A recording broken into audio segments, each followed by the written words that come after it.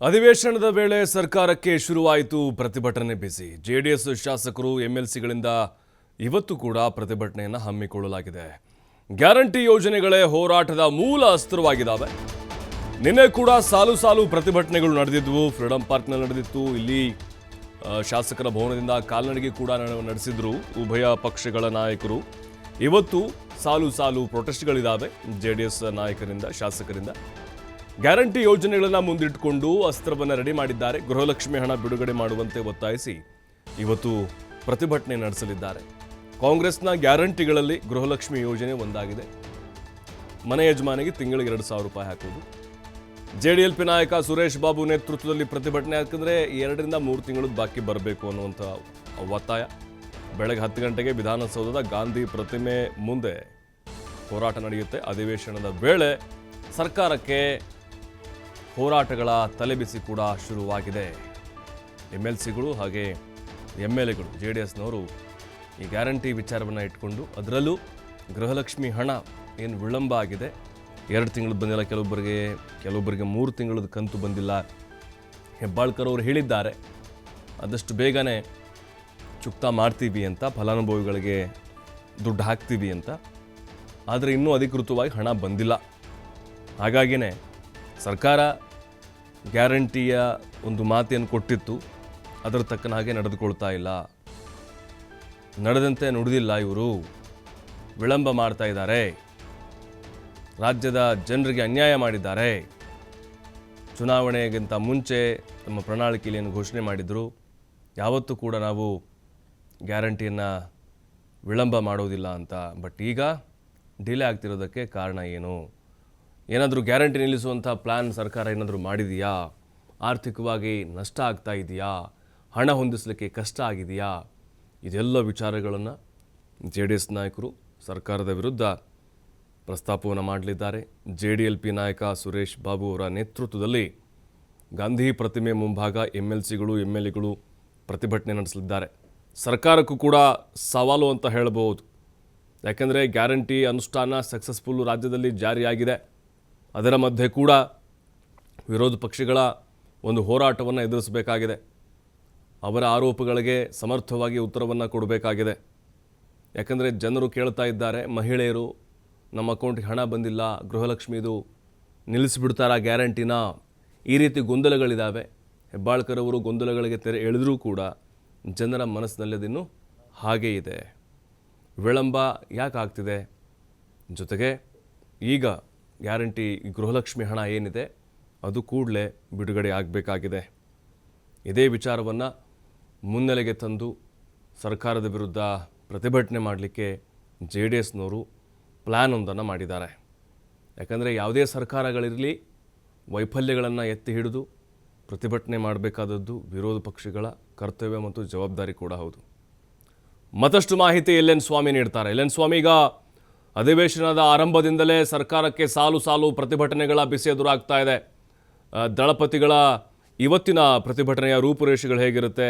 ಗೃಹಲಕ್ಷ್ಮಿದೇ ಒಂದು ಅಸ್ತ್ರ ಮಾಡಿಕೊಂಡು ಯಾವ ರೀತಿ ಸರ್ಕಾರವನ್ನು ಇಕ್ಕಟ್ಟಿಗೆ ಸಿಲುಕಿಸೋಕೆ ಪ್ಲಾನ್ ಮಾಡಿದ್ದಾರೆ ಅನ್ನೋದು?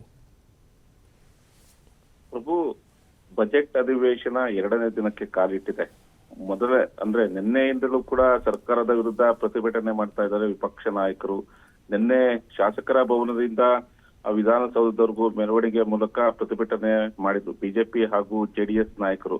ಅನಂತರ ಸಾಕಷ್ಟು ರಾಜ್ಯಪಾಲರ ಒಂದು ಅಧಿಕಾರವನ್ನ ಮೊಟಕುಗೊಳಿಸ್ತಾ ಇದ್ದಾರೆ, ರಾಜ್ಯಪಾಲರಿಗೆ ಅವಮಾನ ಮಾಡ್ತಾ ಇದ್ದಾರೆ ಎಂಬ ವಿಚಾರವನ್ನ ಇಟ್ಟುಕೊಂಡು ಸರ್ಕಾರದ ವಿರುದ್ಧ ಪ್ರತಿಪಕ್ಷಗಳು ಮುಗಿಬಿದ್ದಿದ್ವು.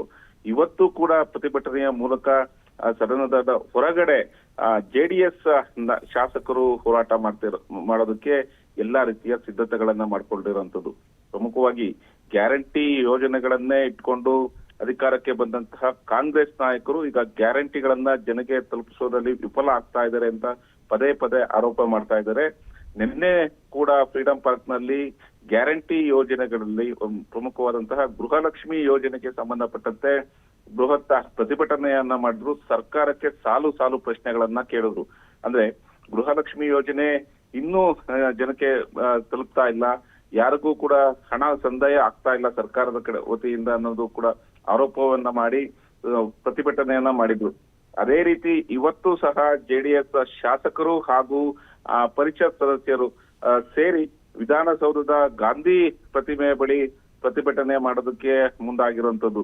ಗೃಹಲಕ್ಷ್ಮಿ ಯೋಜನೆ ಹಣ ಬಿಡುಗಡೆ ಯಾವಾಗ, ಅಭಿವೃದ್ಧಿ ಶೂನ್ಯವಾಗ್ತಾ ಇದೆ, ಅಂದ್ರೆ ಸರ್ಕಾರದಿಂದ ಅಭಿವೃದ್ಧಿಯೂ ಇಲ್ಲ, ಈ ಕಡೆ ಯೋಜನೆಗಳನ್ನ ಘೋಷಣೆ ಮಾಡಿದಂತ ಸರ್ಕಾರದಿಂದ ಸಮರ್ಪಕವಾಗಿ ಜನರಿಗೆ ತಲುಪಿಸ್ತಾ ಇಲ್ಲ. ಅದರಲ್ಲೂ ಗೃಹಲಕ್ಷ್ಮಿ ಯೋಜನೆಯಲ್ಲಿ ಬರುವಂತಹ ಹಣವನ್ನ ಮಹಿಳೆಯರಿಗೆ ಅವರ ಅಕೌಂಟ್ ಹಾಕೋದ್ರಲ್ಲೂ ಕೂಡ ಸರ್ಕಾರ ಪದೇ ಪದೇ ವಿಫಲ ಆಗ್ತಾ ಇದೆ. ಜೊತೆಗೆ ಎಲ್ಲಿ ಎಲೆಕ್ಷನ್ ಇತ್ತು ಆಯಾ ಭಾಗದಲ್ಲಿ ಆಯಾ ಕ್ಷೇತ್ರಗಳಿಗೆ ಸಂಬಂಧಪಟ್ಟಂತೆ 2-3 ತಿಂಗಳ ಹಣವನ್ನ ಬಿಡುಗಡೆ ಮಾಡಿದ್ರು. ಆದ್ರೆ ಈಗ ಕಳೆದ 3 ತಿಂಗಳಿಂದ ಗೃಹಲಕ್ಷ್ಮಿ ಯೋಜನೆಯಲ್ಲಿ ಕೊಡೋದಕ್ಕೆ ಸರ್ಕಾರ ಸಂಪೂರ್ಣ ವಿಫಲ ಆಗ್ತಾ ಇದೆ ಎಂಬ ವಿಚಾರವನ್ನ ಇಟ್ಕೊಂಡು ಇವತ್ತು ಜೆಡಿಎಸ್ ಶಾಸಕರು ಮತ್ತೆ ಪ್ರತಿಭಟನೆ ಮಾಡ್ತಾ ಇರುವಂತದ್ದು. ಸರ್ಕಾರದಿಂದ ಯಾವುದೇ ಅಭಿವೃದ್ಧಿ ಆಗ್ತಾ ಇಲ್ಲ, ಅನುದಾನಗಳು ಆಗ್ತಾ ಇಲ್ಲ, ಜೊತೆಗೆ ಕಾನೂನು ಸುವ್ಯವಸ್ಥೆ ಕೂಡ ಕುಂಠಿತವಾಗ್ತಾ ಇದೆ, ಅದನ್ನು ಕೂಡ ಪಾಲನೆ ಮಾಡ್ತಾ ಇಲ್ಲ ಎಂಬ ವಿಚಾರಗಳನ್ನ ಇಟ್ಕೊಂಡು ಸರ್ಕಾರಕ್ಕೆ ಬಿಸಿ ಮುಟ್ಟಿಸಲು ಜೆಡಿಎಸ್ ನಾಯಕರು ಮುಂದಾಗಿರುವಂತದ್ದು. ಹಾಗಾಗಿ ಯಾವ ಯೋಜನೆಗಳನ್ನ ಇಟ್ಕೊಂಡು ಅಧಿಕಾರಕ್ಕೆ ಬಂದಿದ್ರು, ಈಗ ಅದೇ ಯೋಜನೆಗಳನ್ನ ಸರ್ಕಾರದ ವಿರುದ್ಧ ಹೋರಾಟ ಮಾಡೋದಕ್ಕೆ ಪ್ರಮುಖ ಅಸ್ತ್ರವನ್ನಾಗಿ ಬಳಸ್ಕೊಳ್ಳಲು ಜೆಡಿಎಸ್ ನಾಯಕರು ಮುಂದಾಗ್ತಾ ಇರುವಂತದ್ದು. ಈಗಾಗಲೇ ಗೃಹಲಕ್ಷ್ಮಿ ಯೋಜನೆಗೆ ಸಂಬಂಧಪಟ್ಟಂತೆ ಜೆಡಿಎಸ್ ನಾಯಕರು ಸಾಕಷ್ಟು ಆಕ್ರೋಶವನ್ನ ವ್ಯಕ್ತಪಡಿಸುತ್ತಿದ್ದಾರೆ. ಗ್ಯಾರಂಟಿ ಯೋಜನೆಗಳು ಸಮರ್ಪಕವಾಗಿ ಜನರಿಗೆ ತಲುಪ್ತಾ ಇಲ್ಲ, ಗ್ಯಾರಂಟಿ ಯೋಜನೆಗಳು ಇಟ್ಕೊಂಡು ಸರ್ಕಾರ ನಾವು ಜನರಿಗೆ ಹತ್ರ ಆಗ್ತಾ ಇದೀವಿ, ಬಡವರಿಗೆ ಅನುಕೂಲ ಆಗ್ತಾ ಇದೆ ಎಂಬ ವಿಚಾರವನ್ನ ಇಟ್ಕೊಂಡು ಜನಕ್ಕೆ ಸುಳ್ಳು ಹೇಳಿದ್ದಾರೆ. ಇದು ಸುಳ್ಳಿನ ಸರ್ಕಾರ ಎಂಬ ಆರೋಪವನ್ನ ಮಾಡಿ ಇವತ್ತು ಕೂಡ ರಾಜ್ಯ ಸರ್ಕಾರದ ವಿರುದ್ಧ ಹೋರಾಟ ಮಾಡೋದಕ್ಕೆ ಜೆಡಿಎಸ್ ಶಾಸಕರು ಮುಂದಾಗಿರುವಂತದ್ದು. ಈಗಾಗಲೇ ಸಾಕಷ್ಟು ಹೋರಾಟ, ನಿನ್ನೆ ಶಾಸಕರ ಭವನದಿಂದ ವಿಧಾನಸೌಧಕ್ಕೆ ಆಗಮಿಸಿದ್ರು. ಅಲ್ಲೂ ಕೂಡ ವಿಧಾನಸೌಧದ ಮೆಟ್ಟಿಲಿನ ಮೇಲೆ ಸರ್ಕಾರದ ವಿರುದ್ಧ ಘೋಷಣೆಗಳನ್ನ ಕೂಗಿದ್ರು. ಇವತ್ತು ಸಹ ಅಂದ್ರೆ 2ನೇ ದಿನಕ್ಕೆ ಕಾಲಿಟ್ಟಲು ಕೂಡ ಸರ್ಕಾರಕ್ಕೆ ಪ್ರತಿಭಟನೆಯ ಮೂಲಕ ಸದನದ ಹೊರಗಡೆ ಕೂಡ ಹೋರಾಟಕ್ಕೆ ಇವತ್ತು ಜೆಡಿಎಸ್ ನಾಯಕರು ಮುಂದಾಗಿರುವಂತದ್ದು. ಪ್ರಭು, ಥ್ಯಾಂಕ್ ಯು ಎಲೆನ್ ಸ್ವಾಮಿ ತಮ್ಮೆಲ್ಲ ಮಾಹಿತಿಗಾಗಿ.